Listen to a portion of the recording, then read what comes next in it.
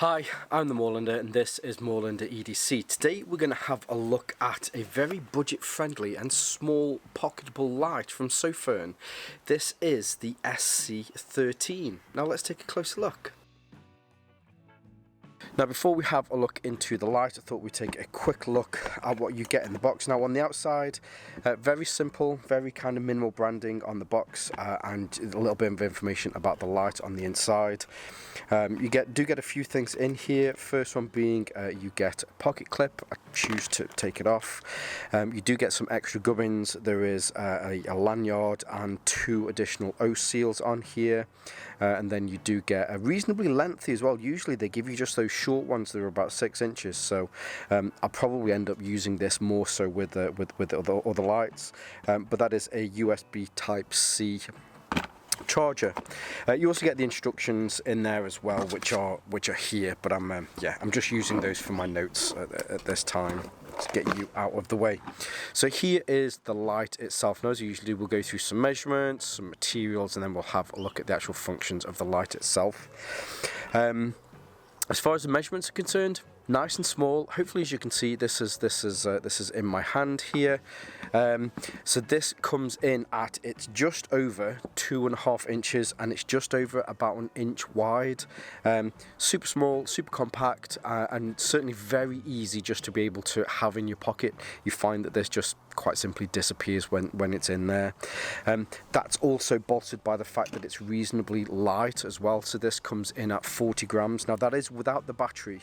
So on the inside here, actually while I'm doing this, so the construction of this is made from the T6, or the aluminium 6061 T6 aluminium, which is a it's a new type of aluminium. It's an aerospace aluminium. Actually, I don't think it's new, but it's an aerospace aluminium that's known for, 1, being very strong, and 2, being very light, which is why you find a lot of these lights are made from the same aluminium. But on the inside here we have one of Sofirn's 18350 batteries. This is a 1100 milliamp hour battery. Now I say one of Sofirn's. I certainly don't think, or at least I don't want you to think that this is a proprietary battery. It's just a battery that's made by Sofirn. It's not proprietary. I have tried other 18350 batteries in here and they all work perfectly. Now just in case you're wondering whether or not you can charge, or at least you can use this whilst it's still charging. Yes, you can. It's something that I'm asked regularly. The charging port.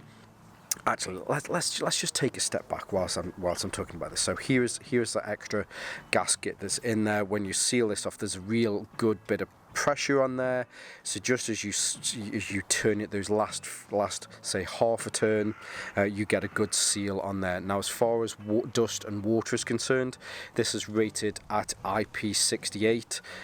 With your dust and water, the 6 refers to the dust, so it's the highest that you can get for consumer electronics, which is a 6, and with water it's an 8, which again is the highest that you can get as well, which is brilliant. Now, as I mentioned, so charging itself, so it won't charge itself, but by charging I mean there is a USB Type-C port in here. The seal on this, hopefully if you can see, it's pretty thick. Yeah, it's pretty good. So when you've got it in there, it certainly doesn't, turn it on there for a second, it certainly doesn't want to come out easily. You have to really kind of pull on that tab to make sure it comes out, so it's not one of those you just have to kind of keep pushing in every few hours because it keeps falling out whilst it's in your pocket. Certainly haven't had any issues with that whatsoever. The charge port in here, now what I will say is that I generally try a few different cables. It's got quite a deep lip in here. Now I tried 6 different cables, 5 of them fit in, 1 of them didn't fit in, but that was mainly because the plastic around that charge cable, so it might limit some of them, but again I'd say the vast majority of them will fit in there, and I certainly don't think you'll need to worry too much. But you know, I get asked this and I report what I find. Now moving this round to the business end, let's just make sure we can get this in focus, because the lens on here, so I guess this is classed as a TIR lens. I know that there's a lot of you out there will go, well actually I think you'll find it's a, but it's almost like a multifaceted TIR lens, which will again hopefully help to propel that light forward, and there hopefully you'll be able to see there is the emitter on the inside as well. Now, the maximum output that you can get from this is 1,300 lumens, but there are as you'd probably expect, there are a few different settings on here. It will go from the moonlight mode to low, medium, high, and then there is turbo, and there is also a strobe mode as well. Now you do get quick access through to the moonlight mode. This is the user interface actually, by the way, sorry, I probably should have mentioned before we started to talk about the different modes. As far as the user interface is concerned, there is just this single button here. I'm going to turn this on for a second. Hopefully you'll be able to see that there's a green LED underneath there. That's also used as a battery indicator, so depending on whether it's a full green, whether it's flashing, whether it turns red, you'll know roughly how much battery you have left. So I've got a very tickly cough today, sorry about that. Okay, so where was I? Back to the UI. If you, from off, as we are now, if you do a long press, this will put it on to the moonlight mode for you. I say this a lot, I use the moonlight mode quite a bit, but if you don't want to use the moonlight mode, you can then use, you can do a long press, and then that will take you through each of the different settings. So as previously mentioned, you have low, you have medium, and then you have high. Now if I press this again, it will take it back down to the low mode. So there is a memory function on this, which will remember the last one that you were on. But it has to be one of the normal modes being low, medium and high, whereas special modes are your moonlight, your turbo and your strobe. It won't remember those. When it's on, you can do a double press, which will turn it on to its turbo mode, and this is your full 1,300 lumens. To get to the strobe mode, so this is ever so slightly different as you'd find with other lights. Generally, when it's on, you could do, say, a triple press and it will take you onto the strobe mode. With this one, to get to strobe, you need to be on the turbo mode, and then when you're on turbo, you then do a double press and it will take you to the strobe mode. Or you can do a double press again and it will take you back to turbo. It's going back to strobe mode. Hopefully you'll be able to see here. One of my neighbours is doing some grinding, so sorry about that. You'll be able to see that is a variable refresh again. If I press the button, it will then take me back to whatever the normal mode was, for me to then press it again, and then that will turn it off.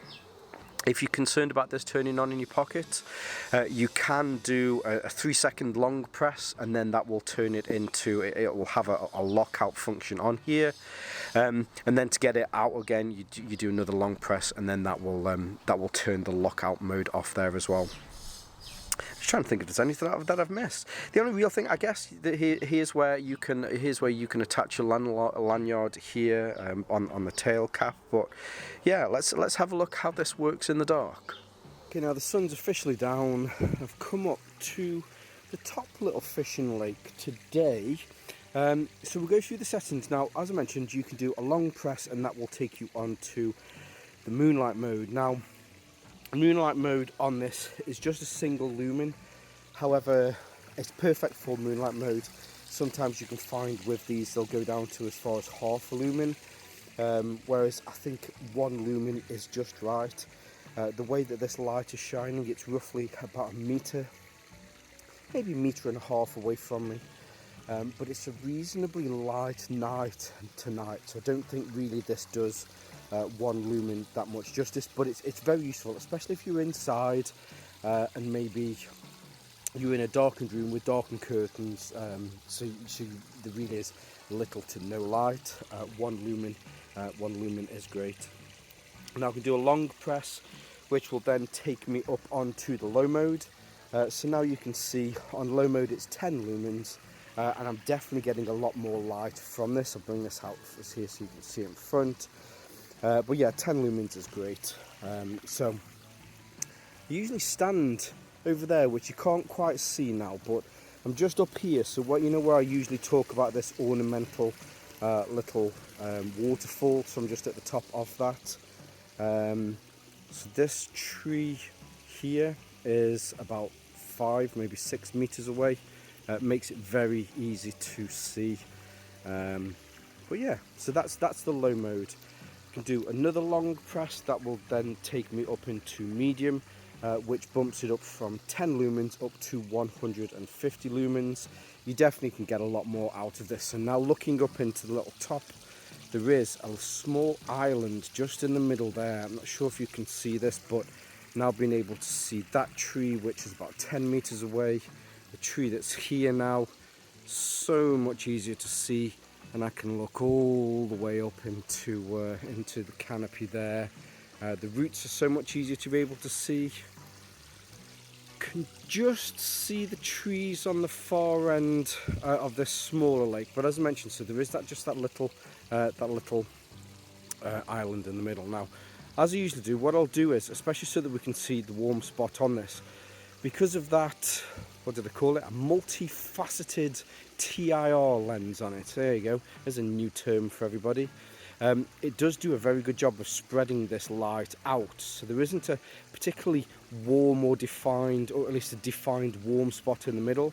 But as I usually do, so we're pointing forward 45 degrees to the left and back, 45 degrees to the right and back.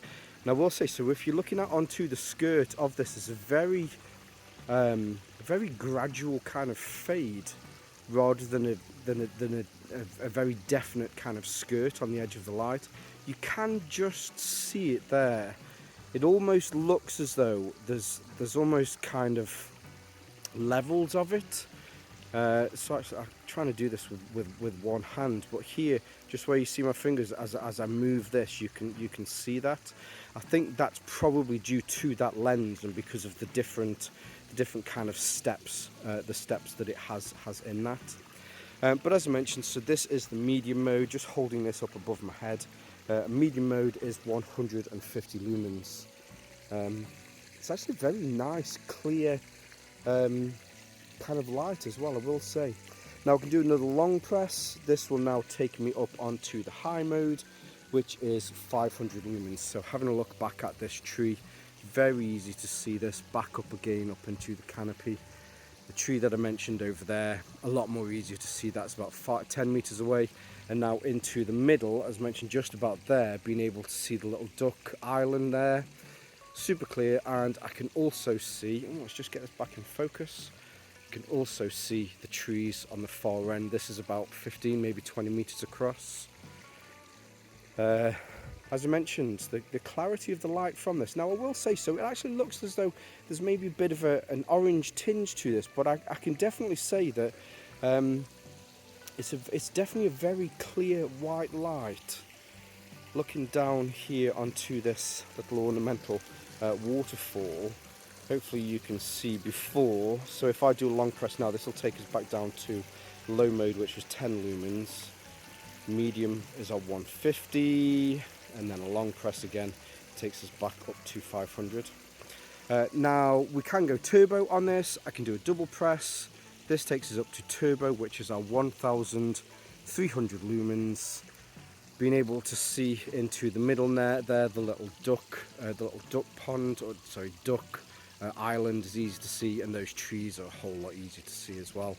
Bringing this back round, just looking at the shimmer of the water, very nice. Now, as mentioned, the only way that you can get onto the strobe mode is to double press while it's on turbo, or I can double press again and it'll bring it back again. Press that and then it will bring it back down to what the normal mode was. But yeah, really nice little light. It's incredible how much light this really does pump out. So there you have it, the SC13. You know, it's small, it's compact, great build quality, has really nice features on there, and as I mentioned at the beginning of this, and which is quite important to a lot of people, is great value for money. Now, we'll say so. This was sent to me from Flashlights Go, who are a large online online flashlight resale company, and they have a lot. I've worked with them quite a bit in the past. It's unbelievable the amount of lights that they have.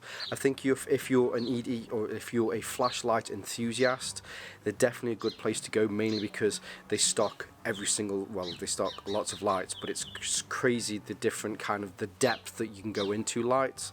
This one is a very simple one. I think they just have the 2 units of these with the 2 different light modes or the 2 different temperatures on there, but some of the other lights you can choose which LEDs in there, you can choose which temperature it uses. So yes, I will leave some links below so that you can see more from the SC13 from Sofirn on Flashlights Go. So huge thank you to them. Yes, links below. I'll also leave some of my social media links below for me here on Moorlander EDC, and also my sister channel Moorlander Tactical. But for now, as always, stay safe, stay Moorlander, and stay EDC. With the SC13, the colour, a little bit of information. You're having a laugh, aren't you?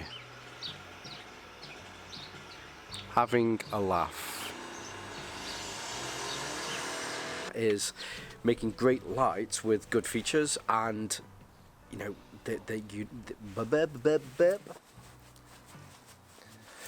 an itchy shoulder, and I think that it was putting me off my train of thought. Oh, the itch, the itch. Oh, don't speak. Brain was like diverting resources to the itch. It is covered for up to IP68. Now the 68 is the dust and water rating. I'm gonna in your sleep, you.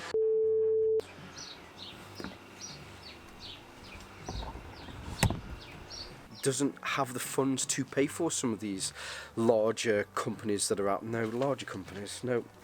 Huge range of different flashlights there. So I want to send frickin' frick, you frickin' frick face, frickin' frick, mother frick.